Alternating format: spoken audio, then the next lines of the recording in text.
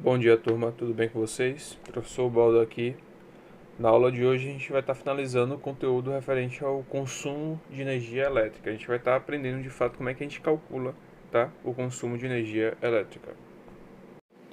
Bom, como você já tem noção agora do que é potência, certo? A gente vai dar uma olhadinha em um outro conceito que está relacionado a essa questão do consumo de energia. E ele está representado na imagem aí para vocês, que é o medidor de energia elétrica, que alguns também podem chamar de relógio de luz. Esse nome, relógio de luz, é muito relacionado ao período em que foi produzido esse aparelho.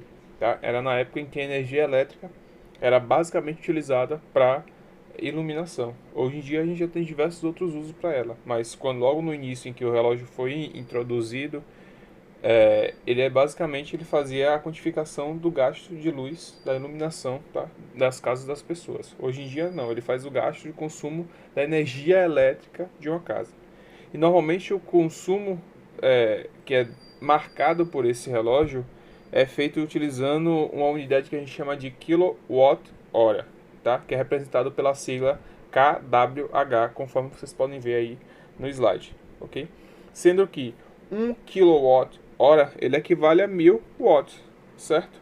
Então, ele é nada mais nada menos como se fosse uma comparação entre 1 kg e 1000 gramas, que 1 kg equivale a 1000 gramas, certo?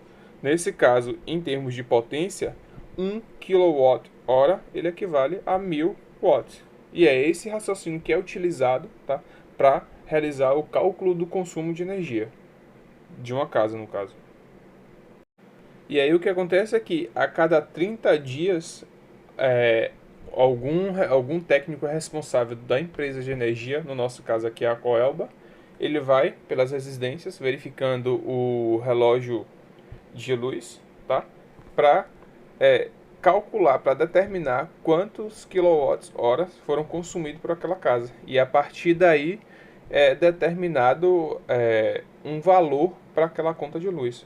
Conforme vocês podem observar na imagem, nós temos dois exemplos de conta de luz, tá? Conta de energia elétrica, na verdade, em que em uma casa você tem um consumo de 80 kWh, certo? E é cobrado cerca de 72 centavos por cada kilowatt. E aí, para ele estabelecer o quanto vai ser pagado, ele multiplica esses 80 kWh, tá? Pelos 72 centavos, que aí você obtém qual é o total de o valor a ser pago por aquela residência. Na outra conta, a mesma situação, em que a casa consumiu 150 kWh, ok? E também pagou 72 centavos por cada kilowatt. E a conta de energia ela deu um pouco mais cara. Ou seja, quanto maior o consumo em quilowatt-hora de uma residência, maior vai ser o valor total a ser pago por isso. E o valor pago por cada quilowatt-hora ele é determinado pelas empresas de energia elétrica, no nosso caso pela Coelba, tá? E ele pode sofrer alguma variação a depender de algumas condições. Por exemplo, período do verão, o valor do quilowatt-hora costuma aumentar porque o consumo de energia elétrica ele é mais elevado. É uma maneira de estimular a redução no consumo de energia elétrica por cada residência, visto que no verão costuma ser um período de maior estiagem, ou seja, com poucas chuvas, e a consequência disso é que as represas costumam ter uma menor vazão de água, ou seja, o fluxo de água é menos intenso, e aí acaba diminuindo um pouco a produção da, das usinas hidrelétricas. E em contrapartida, acaba que o consumo de energia elétrica para nós brasileiros acaba sendo mais elevado no verão pela utilização de aparelhos que vão, vamos dizer assim, refrescar, tá? Um clima mais quente. Então é uma maneira meio que balancear o gasto e o consumo com energia, tá? E a quantidade que é produzida nas usinas. Então, nós, enquanto consumidores dessa energia elétrica, também temos a capacidade de estimar quanto de energia vai ser gasto, tá, por mês em nossa casa. Para isso, a gente só basta analisar o consumo de cada aparelho, tá, e a partir daí a gente consegue ter uma noção, tá, de qual vai ser o valor total pago naquele mês. E de que maneira a gente consegue estabelecer o consumo de cada aparelho individualmente? Utilizando essa fórmula que eu estou mostrando a vocês aí embaixo, tá? Em que o consumo individual, ou seja, o consumo de cada aparelho eletrodoméstico, ele vai ser igual à potência do aparelho, que é dada em watts, ou seja, cada aparelho eletrodoméstico ele vai ter uma potência individual, como a gente viu anteriormente, certo? Vezes o número de horas desse aparelho por dia, tá? Ou seja, você usa ele 1 hora por dia, 2 horas por dia, 3 horas por dia, vezes os dias de uso no mês. Ou seja, você usou ele durante 30 dias no mês, ou você utilizou ele durante 2 dias no mês, durante 4 dias no mês, tá? E tudo isso dividido por 1000, ok? E com isso você consegue estabelecer quanto de energia vai ser gasto naquele mês, por aquele aparelho, só por um único aparelho. Então, vamos dar uma olhadinha agora na prática, como é que a gente pode estar estabelecendo essa relação entre essa fórmula e aplicando ela, tá? Com relação aos eletrodomésticos. No exemplo abaixo, você tem um chuveiro de 4.000 watts, tá? Que é utilizado meia hora por dia durante 30 dias no mês. E ele quer saber quanto de energia elétrica ele consome. Primeiro passo que você tem que fazer é separar as informações, tá, da questão. Então, a questão já deu para vocês que o chuveiro ele vai ter uma potência de 400 watts, certo? E que ele é utilizado 30 minutos, tá, por dia, durante 30 dias, certo?